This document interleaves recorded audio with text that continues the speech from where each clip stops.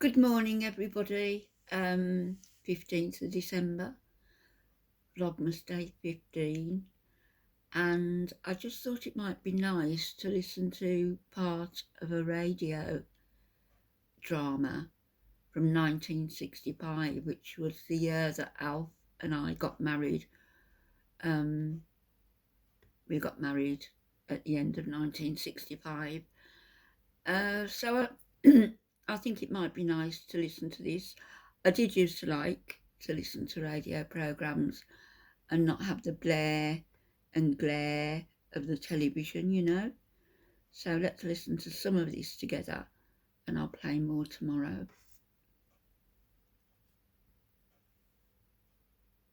Here we go. Nobody ever stopped him in the street to say, "My dear Scrooge, how are you?" Scrooge again. No beggars implored him to bestow a trifle. No children asked him what it was o'clock.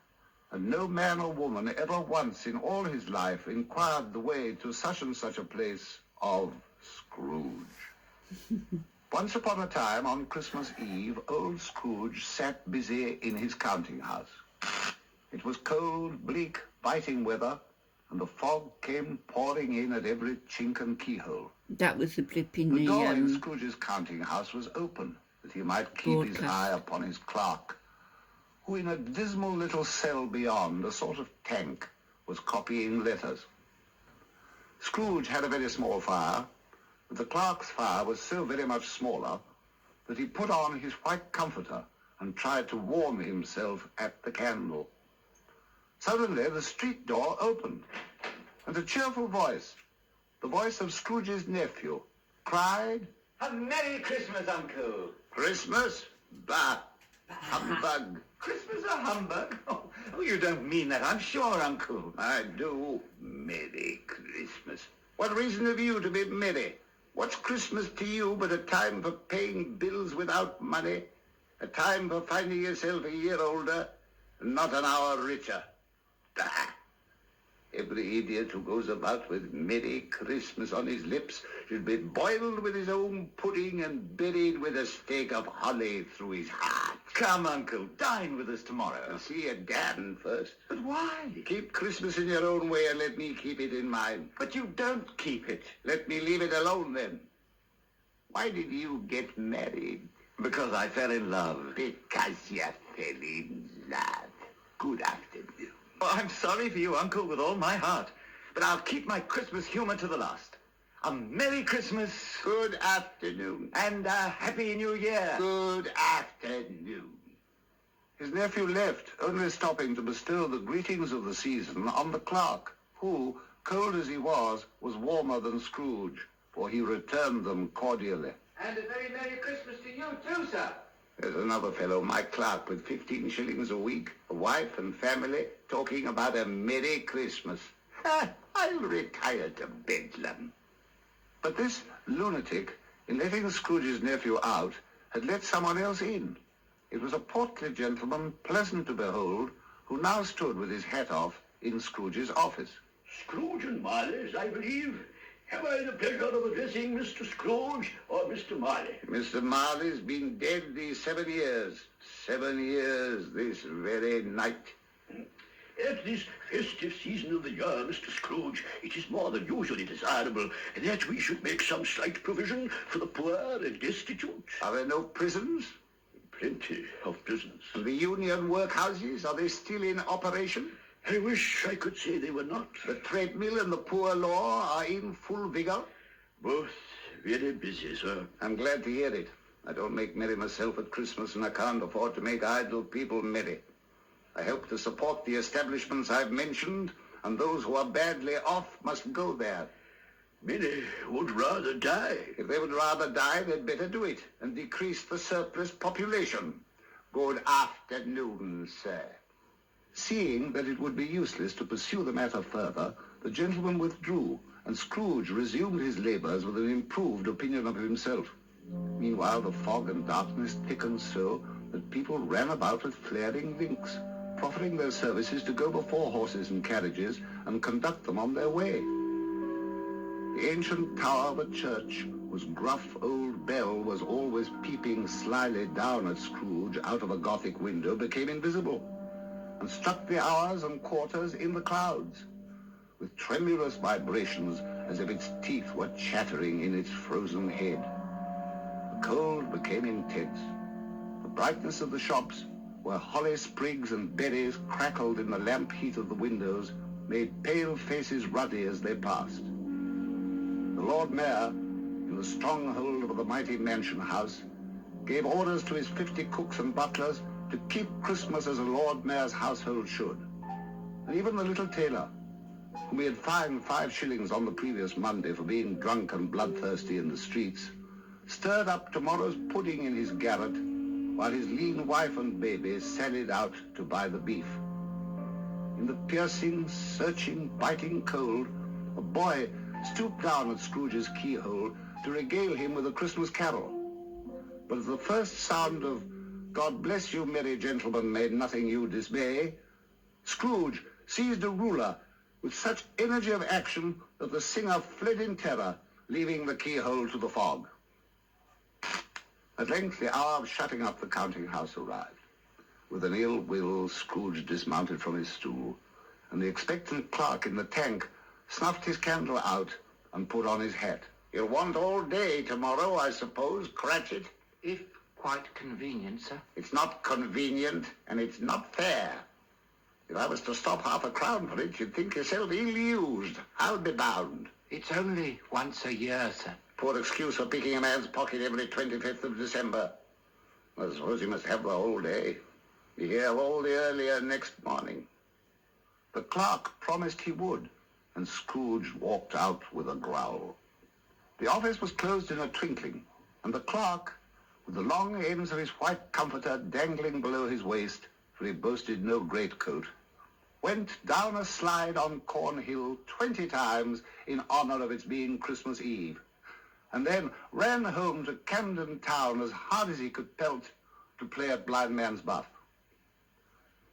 Scrooge took his melancholy dinner in his usual melancholy tavern, and having read all the newspapers and beguiled the rest of the evening with his banker's book, went home to bed.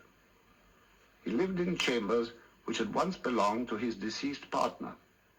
They were a gloomy suite of rooms in a lowering pile of building up a yard, where the fog and frost hung about the black old gateway.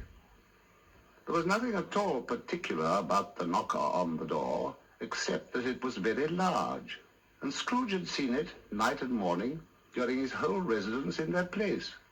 But when he put his key in the lock, he saw, in the knocker, Marley's face. Marley's face. It was not in impenetrable shadow, as the other objects in the yard were, but had a dismal light about it, like a bad lobster in a dark cellar. The hair was curiously stirred, as if by a breath or hot air. And though the eyes were wide open, they were motionless. As Scrooge looked fixedly at this phenomenon, it became a knocker again. To say that he was not startled, or that his blood was not conscious of a terrible sensation, would be untrue. But he put his hand upon the key, turned it, walked in, and lighted his candle. He did pause, with a moment's irresolution, and he did look cautiously behind the door, as if he half expected to be terrified with the sight of Marley's pigtails sticking out into the hall. But there was nothing on the back of the door except the screws and nuts that held the knocker on. So he said, "Oh, oh," and closed it with a bang which resounded through the house like thunder. He fastened the door, walked across the hall and up the stairs, trimming his candle as he went. Darkness is cheap, and Scrooge liked it. But this night, before he shut his own heavy door, he walked through his rooms to see that all was right. Sitting room, bedroom, lumber room. Nobody under the table, nobody under the sofa, nobody under the bed, nobody in the closet, nobody in his dressing gown which was hanging up in a suspicious attitude against the wall. Quite satisfied, he closed his door and locked himself in, took off his cravat, put on his dressing gown and slippers and his nightcap, and sat down before the fire to take his gruel. His glance happened to rest upon a bell, a disused bell, that hung in the room and communicated for some purpose now forgotten with a chamber in the highest story of the building. It was with great astonishment and with a strange, inexplicable dread that as he looked, he saw this bell begin to swing. It swung so softly in the outset that it scarcely made a sound. But soon it rang out loudly, and so did every bell in the house.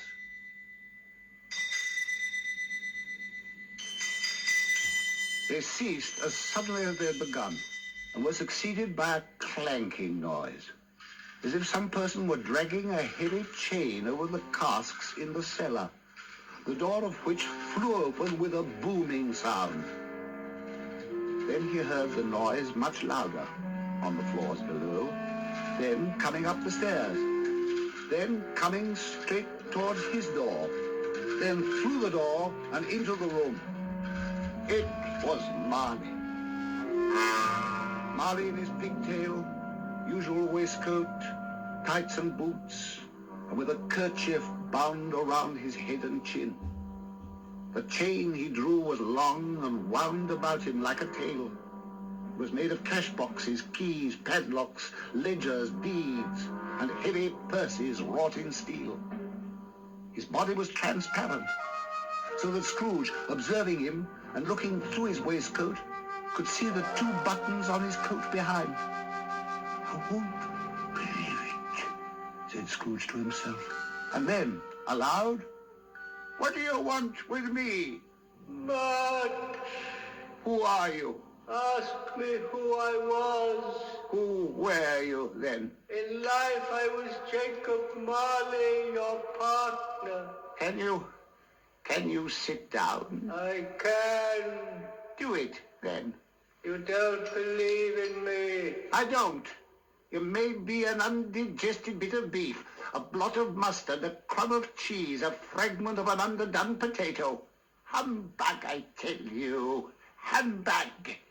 At this the spirit raised a frightful cry and shook its chain with such a dismal and appalling noise that Scrooge held on tight to his chair to save himself from falling in a swoon. But how much greater was his horror when the phantom, taking off the bandage round its head, as if it were too warm to wear indoors, its lower jaw dropped down upon its breast. Scrooge fell upon his knees, clasping his hands before his face. Do you believe in me or not? I must. You are fettered. Why? I wear the chain I forged in life. Is its pattern strange to you? Jacob, old Jacob Marley, oh, speak comfort to me, Jacob. I have none to give. It comes from other regions, Ebenezer Scrooge. But my time is nearly gone, hear me. I will, but don't be too hard on me, Jacob, pray. I am here to tell you, Ebenezer, that you have yet a chance of escaping my fate. You're always a good friend to me, Jacob. Thank ye. You will be haunted by three spirits. Expect the first tomorrow when the bell tolls one, the second on the next night at the same hour, the third upon the next night on the last stroke of 12. Remember what has passed between us.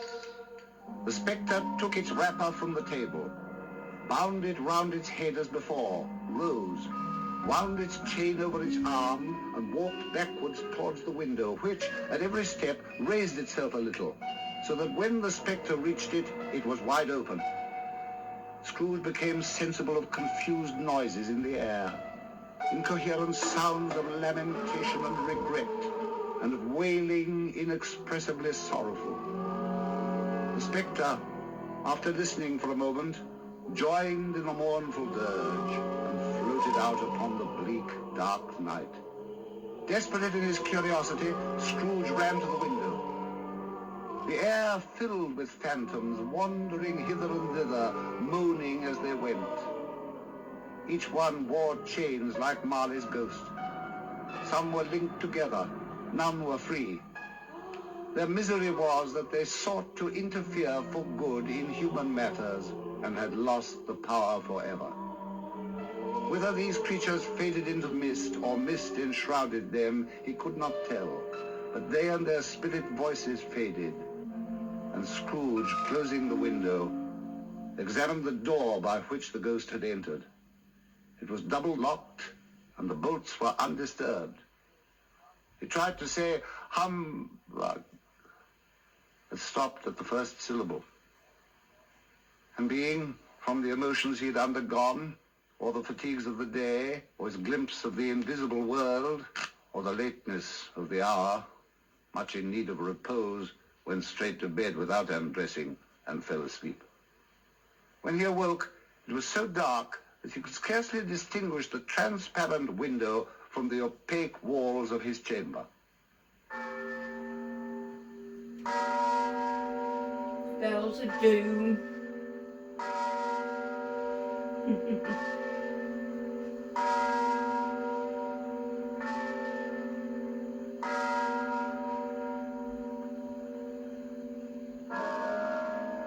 One, two, three, four, five, six, seven, eight, nine, 10, 11, 12. It was past 2 when I went to bed. An icicle must have got into the works.